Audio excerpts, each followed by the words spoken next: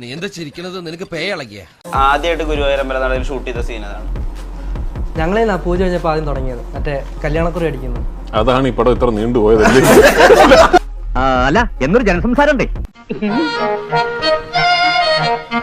പൃഥ്വിരാജിനോട് ചോദിക്കാൻ വളരെ നല്ലതായിരുന്നു.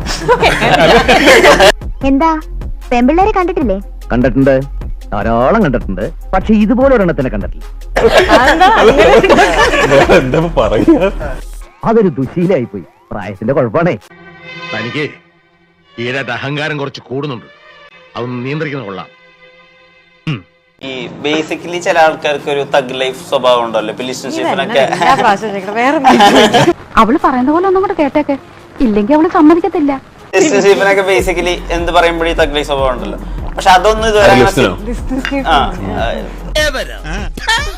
ഇപ്പൊ സിജുവിന്റെ ഷർട്ടില് തന്നെ ഒരു ഈ കോടക്കുള്ളിൽ വയ്ക്കുന്ന ഒരു സ്പൈഡർമാൻ. അതാ നിന്റെ വിഷമം? അല്ല പിന്നെ ക്രിയേറ്റീവ് പരിപാടി എങ്ങനെയാ ഉണ്ടാവുന്നത്? ജീവിക്കാൻ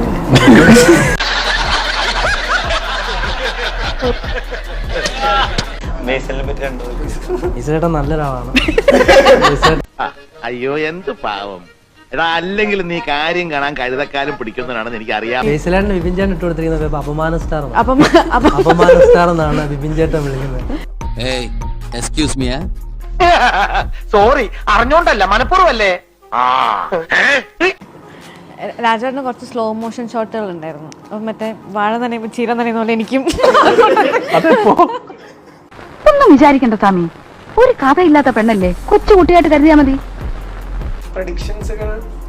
ഇതെന്തോന്നിത്? ഞാൻ എനിക്കറിയില്ല സത്യം. എനിക്ക്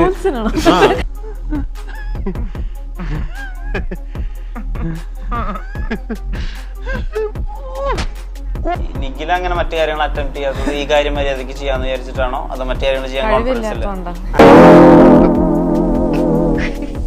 വേണ്ടായിരുന്നു. കിട്ടിയാ? ഇല്ല, ചോദിച്ചു വാങ്ങിച്ചു. പോവാ. എല്ലാവർക്കും സന്തോഷമായല്ലോ. എനിക്ക് സന്തോഷമായി. എല്ലാവർക്കും പിരിഞ്ഞു പോവാം.